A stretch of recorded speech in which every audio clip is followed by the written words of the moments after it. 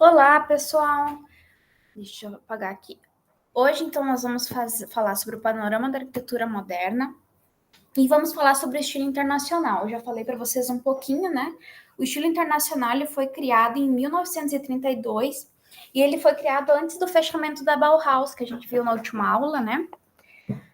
Esse estilo internacional também já havia comentado que ele explica o que ele é, né? Ele é um estilo que pode ser feito em vários lugares e a gente consegue ter a mesma leitura independente do local que esteja, né? Então, edifícios que não têm uma ligação com pode ser com seu entorno ou com materiais do local, né? Um edifício que não tem características locais. Então, ele vai surgir após a Primeira Guerra Mundial, ele vai se estender mais ou menos até a década de 70. Nesse mesmo período em que ele surgiu, o Art Deco era um estilo dominante, era o que mais havia, o que mais se construía era o Art Deco. Como um processo natural, esse estilo internacional representa, então, um momento que o modernismo europeu vai se espalhar pelos quatro cantos do mundo. Então, nasceu na Europa, né, esse modernismo, e ele vai acabar sendo levado para outros países.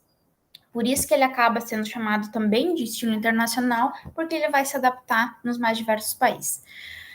E vai ser impulsionado muito pela construção de arranha-céus de aço e vidro nos Estados Unidos.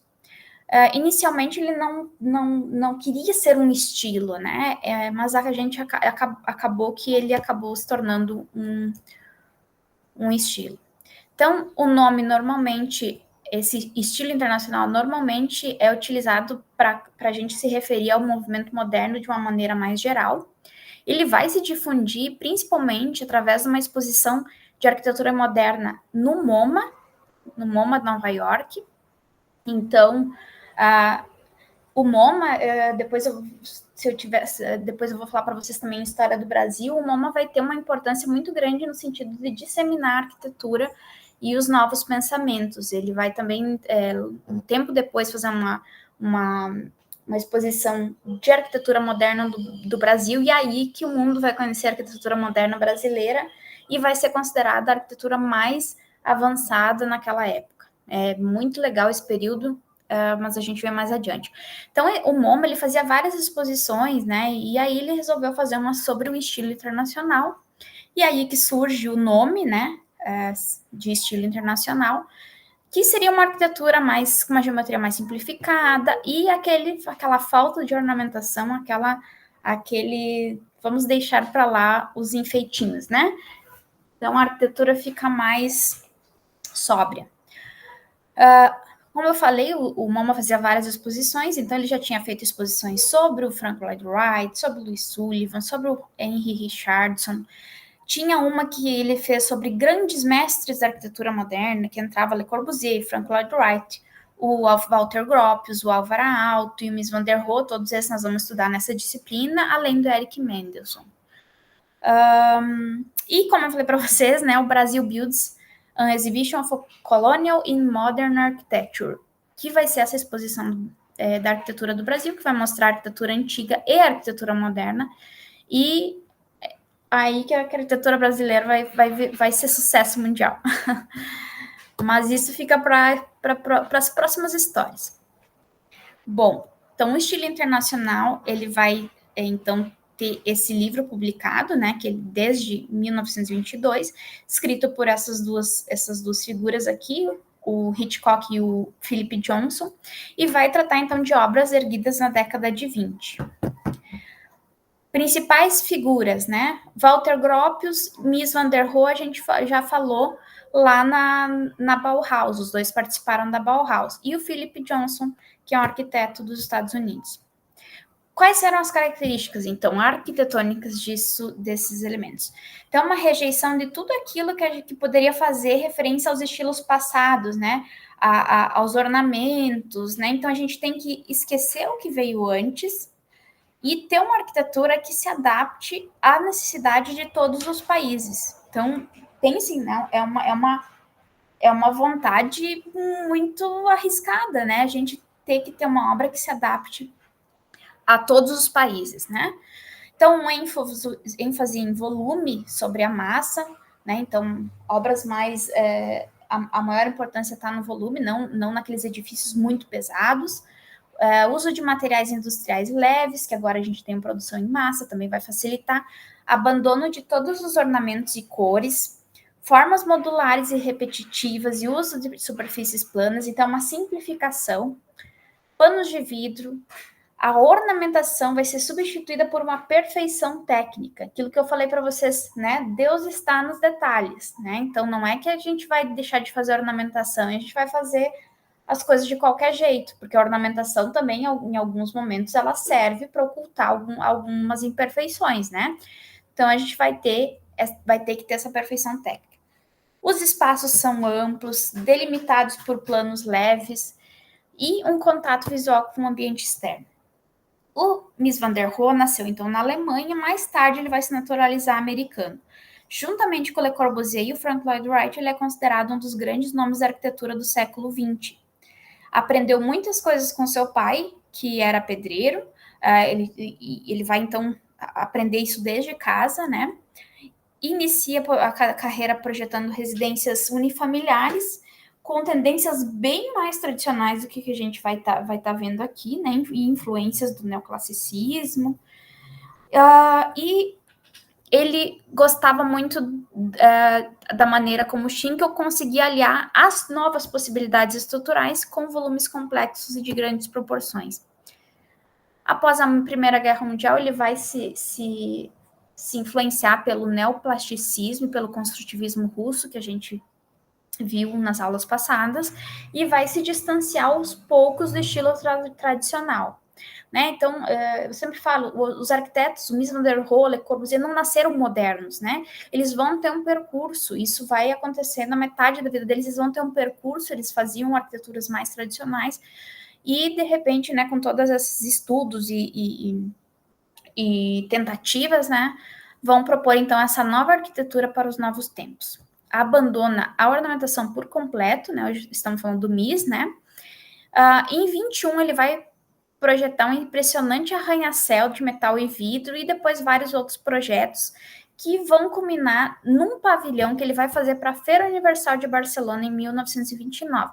Era uma estrutura temporária, mas mais tarde ela foi reconstruída. E também vou mostrar para vocês a Vila Tugendhat, onde ele vai utilizar o cimento armado.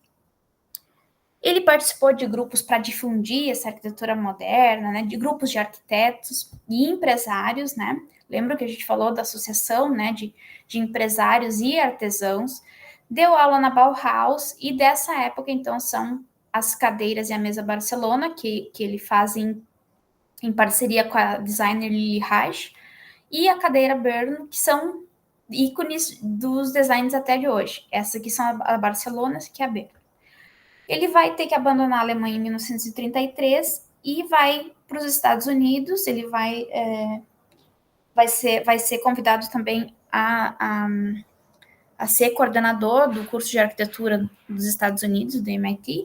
E quando ele vai chegar, então, nos Estados Unidos, ele já era considerado um pioneiro, né? Ele vai conseguir avançar, né? Fazer com que essa arquitetura seja mais divulgada. Então, as obras, a arquitetura dele é caracterizada pelo uso de materiais como aço industrial e vidro, racionalismo, geometria e sofisticação. Então, são espaços que são austeros, mas que têm uma dose de elegância. E como eu falei para vocês, ele é famoso por essas frases, né? Less is more, que ele vai ouvir bastante do Philip Johnson, com quem ele vai trabalhar nos Estados Unidos, mas ele vai ficar mais famoso por usar essa frase, e Deus está nos detalhes. Então, ele sempre busca uma abordagem bastante racional para guiar o projeto arquitetônico. Então, uma depuração da forma. O que é depuração? Eu tirar tudo que não é essencial. Então, hoje a gente fala em minimalismo, né? O Mies é o pai do minimalismo, porque ele vai sempre pensar qual é o mínimo que eu consigo fazer com que seja funcional e que eu não tenha excessos, né? Então, ele vai defender esse ponto de vista. O Pavilhão Mundial de Barcelona, que eu falei para vocês, vai ser uma arquitetura efêmera, né? A arquitetura efêmera é quando a gente projeta um espaço que ele vai ser usado numa feira, depois vai ser desmontado, né? A Torre Eiffel em Paris era para ser efêmera, mas acabou, né, virando o espaço mais importante de Paris, né, que todo mundo reconhece, e acabou não sendo demolido, desconstruída. Esse aqui ele foi desconstruído e depois ele foi reconstruído. Bom, então em 29, e a gente vai ter bastante, os parâmetros que o IBIS vai usar são sensoriais, da superfície, dos materiais. Então, ele vai utilizar uma plataforma de mármore travertino branco. Então, os materiais são os melhores possíveis, porque eu tenho que ter aquela execução perfeita, né? Esse espaço não há portas, claro, é um espaço de exposição, mas tem apenas paredes que definem os espaços, mas as paredes vão dando uma organização mostrando o percurso. Vai ter mistura de materiais e cores e superfícies, então a gente vai ter materiais polidos, a gente vai ter que vão refletir a luz, a gente vai ter pedra, a gente vai ter uma lâmina de água, então várias sensações visuais. Uma estrutura de malha de 2 fileiras de 4 unidades e pilares. Então aqui, só para vocês terem uma ideia, né, Barcelona, a gente sempre fala de Barcelona e pensa na Sagrada Família. A Sagrada Família está mais ou menos aqui. Aqui é a Cidade Velha, depois a gente vai ver isso lá em História do Bruniso também. E aqui está esse pavilhão alemão, ele foi reconstruído porque ele havia sido demolido porque era uma arquitetura efêmera, né? Então ele está aqui, isso aqui é um grande parque. Eu sempre conto que quando eu fui visitar, eu estava com a minha amiga e com meu marido, a gente estava passando por aqui, a gente sabia que era, né, por aqui, mas a gente não sabia exatamente onde é que era, e daí a gente devia estar mais ou menos por aqui, e aí a gente olhou lá no fundo uma super, deixa eu ver essa foto aqui, ó. A gente viu aquilo lá no fundo e a gente começou a gritar, eu e minha amiga, né? Meu marido só olhou assim, tipo, o quê? Vocês estão gritando por causa desse negócio? Aí quase acabou o casamento, mas, né, depois tá tudo certo. Não dá para todo mundo entender nosso amor por arquitetura, né? Então, aqui está o pavilhão. Notem que ele é muito simples, né? São planos que vão delimitar. Aqui só para mostrar para vocês, então, tem um acesso aqui, se não me engano, é por escada. Aqui a gente já tem aquela lâmina d'água que eu vou mostrar aqui nesse outro espaço. E aqui a gente tem essas paredes que vão determinar o espaço. Então, notem como é uma questão bastante simples, mas Deus está nos detalhes, né? Então, temos vários planos que vão organizar esse espaço. A lâmina de água, né, refletindo. Aqui a gente tem o conjunto dos pilares, e notem que a gente tem uma parede aqui, outra parede aqui, aqui a gente tem vidros, se não me engano, aqui tem outra parede, que estão, né, perto dos pilares. Notem que as paredes não encostam nos pilares, então elas estão soltas, né? Não necessariamente, eu posso mudar essa parede de lugar se eu quiser, porque a estrutura está no pilar. Então, isso é uma coisa bastante interessante agora do destino internacional. Eu não preciso ter a parede exatamente onde está o pilar, porque eu libertei ela, né? Então, isso a gente vai ver bastante nesse período. Aqui tem uma parte que é mais de administração, né? Mas aqui tá esse grande espelho d'água aqui. Aqui, ó, mármore travertino, todos esses materiais muito selecionados, né? Espaços aqui com vidro e metal e vidro, né? E esses planos que vão organizar, então, o espaço. Lembrem que é um espaço de exposição, né? Então, era para mostrar justamente as possibilidades técnicas, né? Esses materiais, o mobiliário.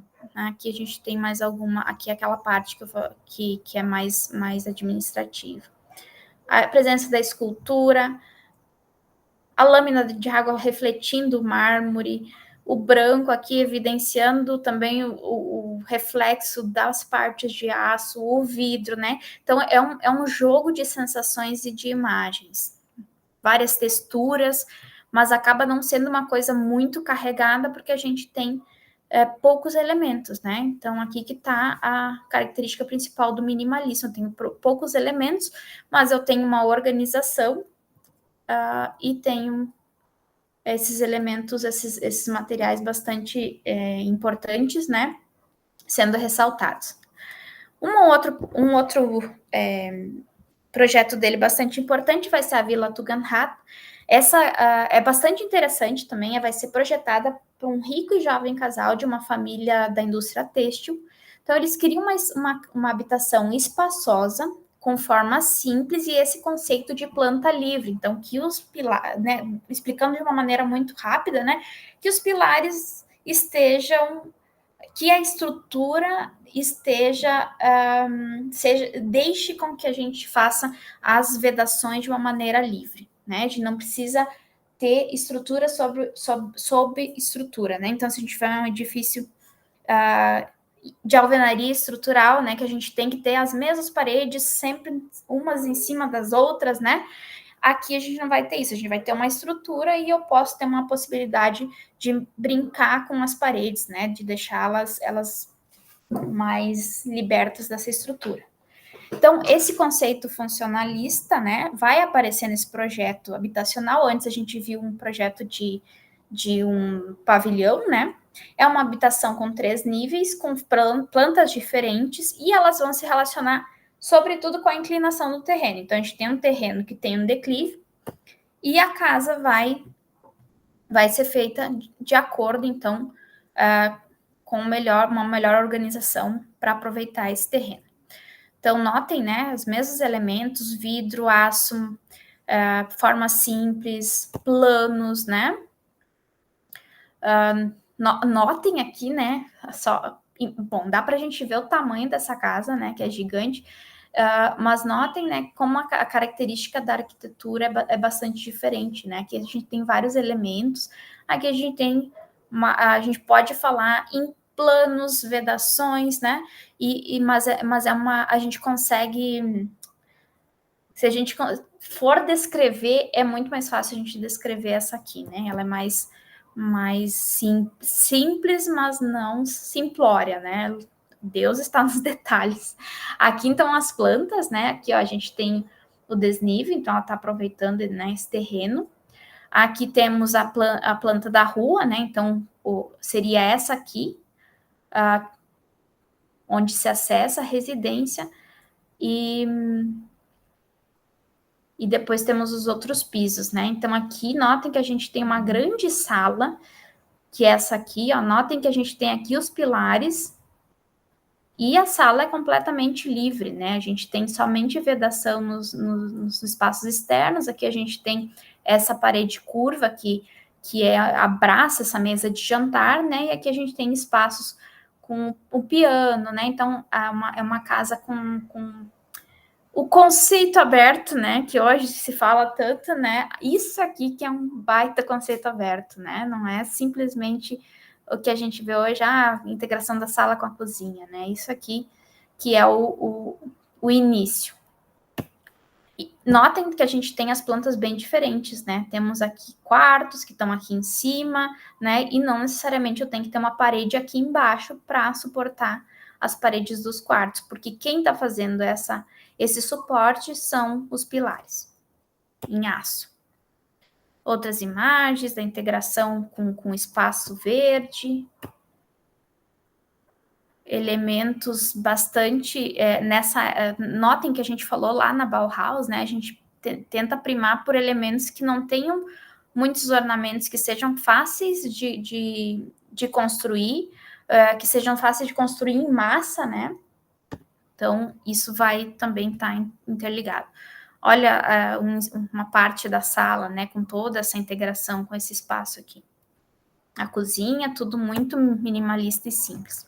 A Casa Farnsworth, eu acabei falando para vocês um pouco na outra aula. O ano de construção é de 1951. Essa aqui é nos Estados Unidos. O volume envidraçado, então ele vai tomar o partido principalmente da integração com a paisagem. Eu acho que já havia falado, né, que é um terreno bastante grande, à beira de um rio, e tem bastante vegetação. né? Então, vem esse conceito de estar integrando a arquitetura com a paisagem, visualmente, né? Mas como se estivesse mesmo inserida, né? Como está inserida, mas que a gente consiga visualizar esse espaço, consiga visualizar a paisagem o tempo inteiro. Então, são 8 pilares de aço que vão suportar a estrutura da cobertura e do piso. Aqui a gente tem mais uma plataforma de acesso à casa, ela está elevada do solo, justamente porque a gente tem um rio que passa aqui perto, e esse espaço aqui é um espaço alagável, né? Quando o rio, determinadas épocas do ano, o rio se acaba usando essa parte, né? Se vocês forem ver, por exemplo, ali em Porto Alegre, aquela orla do gasômetro, né? Não é só um parque que está na borda, está na orla do Guaíba, né? Ele também é um espaço para quando o rio extrapolar aquele limite normal, que a gente tenha um espaço que possa absorver essa água. Grandes panos de vidro, aqui dá para a gente ver, então, um rio aqui, né? A casa bem isolada no terreno, e como eu falei para vocês, né? Bem no início, o Miss não queria nem que tivesse essas cortinas, né? A ideia é que era uma casa, a gente pode pensar num sítio isolado, né? Mas que ninguém vai ter interação com essa casa, a não ser os proprietários, né? Mas, como a gente conversou na última aula, é um espaço que nos causa um pouco de estranheza, né? Um espaço para a gente permanecer, né? Com todo esse vidro. Olhem que espetacular essa natureza, né? Notem aqui que a gente já teve duas estações completamente diferentes, né? Então, a casa tem essa integração, né? É quase como se ela fosse aberta, né? À noite, né? Então, é uma residência bastante funcional, tem um módulo central para os equipamentos, cozinha, banheiros, né? Que é onde a gente vai precisar passar canalizações, tem a lareira também, né, vamos ter que ter uma chaminé. E os outros espaços são completamente livres, né? Aqui os pilares estão externamente, os 8 pilares, e a gente tem um espaço livre. Então, eu posso mudar esse espaço aqui, onde era o quarto, fazer a sala. Pode, né? Porque é uma planta bem livre. Aqui algumas imagens, então ela é elevada do solo por conta do potencial de alagamentos. Os detalhes, né? Muito bem pensados. Aqui é um sistema da estrutura, né? Como que ela foi pensada. Aqui dá para a gente visualizar o rio lá, né? Não é tão distante assim. Aqui é o espaço da sala. Aqui temos uma lareira. O espaço da cozinha, né, que fica aqui atrás, né, no outro lado, no outro bloco. Então, a lareira está aqui, cozinha, banheiro, lavabo, e aqui seria a sala de estar, e aqui o dormitório. Aí, como nem tudo são flores, né, pessoal, aqui tem algumas imagens dos alagamentos que já aconteceram nessa casa, né, então a gente está vendo que muitas condições climáticas também estão mudando, né? A água nunca havia subido até o limite da casa, mas se eu não me engano, no ano passado ou um pouquinho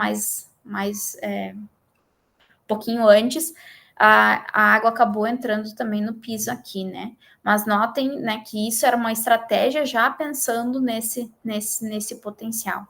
Aqui eu trouxe uma foto que há muitos indícios que é da dona da Edith Farnsworth, que dizem que ela teve aí um affair com Miss Van der Rohe, mas essa foto é muito interessante, né? Porque ela vai se estressar bastante com toda essa questão.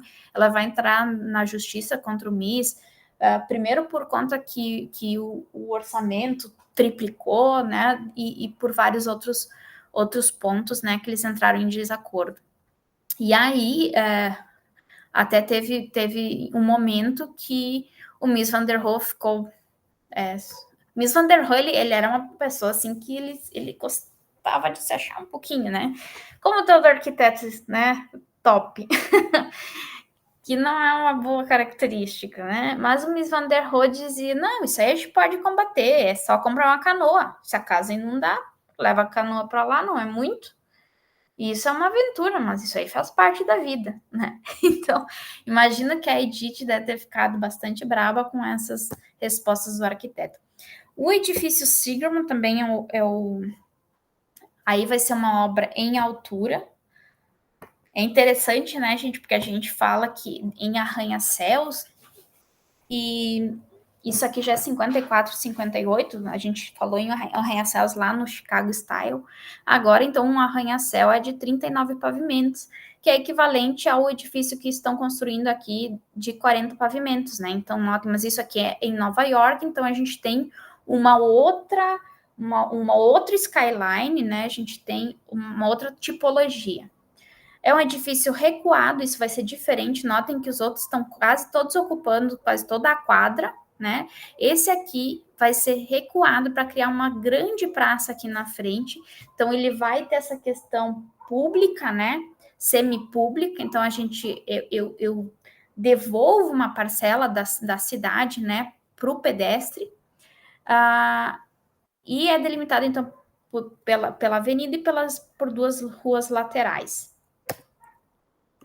Opa, cadê? Então, como que é esse edifício? Ele é um esqueleto metálico revestido a partir do térreo, né? Revestido a partir daqui, com uma cortina de bronze e vidro marrom. Então, todos esses elementos, né? As caixarias são de bronze e os vidros são vidros marrons. No pavimento térreo, com lajes de granito, placas de travertino e as divisões, as divisórias dos escritórios, elas vão aqui, ó, a gente vê isso na fachada. As divisórias dos escritórios, elas vão sempre coincidir com esses montantes das janelas. Então, eu posso ter escritórios de configurações diferentes, posso, mas desde que esteja nesse módulo, né, das janelas. Então, aqui o espaço público, né, o acesso aqui por essa parte de pilotis, as torres de elevadores, aqui, né, a gente tem, aqui a gente vê a malha do edifício, né, como que ele foi organizado, os elementos metálicos,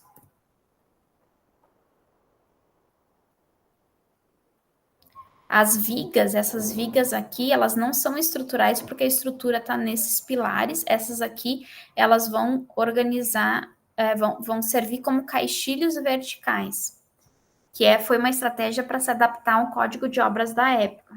Então, até o MIS teve que se adaptar ao código de obras da prefeitura, e ninguém vai escapar disso. Uma malha de grande parte da fachada, então, ela não desce até o chão, né? Ela deixa aqui exposta, então, a verdadeira estrutura, né? Isso aqui é como se fosse um envoltório, que são esses pilares aqui, esses perfis metálicos revestidos de concreto. Aqui dá para a gente ver, né, melhor os detalhes dessa caixaria aqui. Pé direito alto. Notem o edifício lá, né, do vizinho, tem uma outra leitura, outras características. Se vocês quiserem ver mais, no ArcDaily também tem outras imagens, né, e mais algumas coisas. Mais obras dessa característica, desse estilo internacional, então, do Walter Gropius, essa casa Gropius, pode ser um exemplo. A escola Bauhaus também pode se enquadrar nesse momento. A casa do Le Corbusier, que é a Villa Savoie, que é uma das residências mais famosas e importantes, né, na arquitetura, também se enquadra, né? Notem, eu vou falar mais isso com vocês na aula do Le Corbusier, mas ó, pilotis, que são esses elementos aqui, e a estrutura aqui, ó, estão vendo que tem uma janela cortando aqui, e aqui esses pilares, eles não estão aqui o ângulo tá prejudicando, mas esses pilares, eles não encostam nessa fachada. Então, a gente pode ter uma fachada livre, a gente pode ter a organização da planta diferente, notem que aqui em cima a gente tem um terraço, aqui a gente tem uma outra conformação, né? Do Philip Johnson, que foi arquiteto, eu acho que acabei esquecendo de comentar, mas ele esteve no projeto do Seagram junto com o Mies van der Rohe. Então, a casa de vidro, né, a Glass House, muito parecida nas características com a Farnsworth. E aqui eu deixar umas dicas para vocês. Deu um bug aqui. Mas a primeira casa que eu mostrei para vocês, que é a Vila Tugendhat, esse livro aqui, esse livro é de literatura, né? Não tem nada a ver com arquitetura a princípio, mas ele é como se fosse a história da vida de uma casa. E há muitos indícios que seja desta casa do Mies van der Rohe. Então, conta desde o projeto, como que foi organizado, como que foi feito, e ao longo de toda a vida, e essa casa ela vai mudar de função várias vezes, e é bem interessante. Deixa eu ver o que mais aqui. Tem várias curiosidades sobre Mies van der Rohe, que eu sei que vocês gostam de curiosidades, eu também. Aqui, eles lançaram a história da vida do Mies em quadrinhos, é bem bacana. E estive confirmando agora há pouco essa notícia de 2017, e a casa, né, toda a história da casa ia ganhar um filme. Já tinha até os atores escolhidos, mas eu até agora não consegui achar o filme disponível e nem consegui mais informações. Eu só consigo informações de que ia sair o filme. Se alguém tiver uma informação ou descobrir, eu peço que compartilhe, né, com os colegas. A bibliografia, então, né,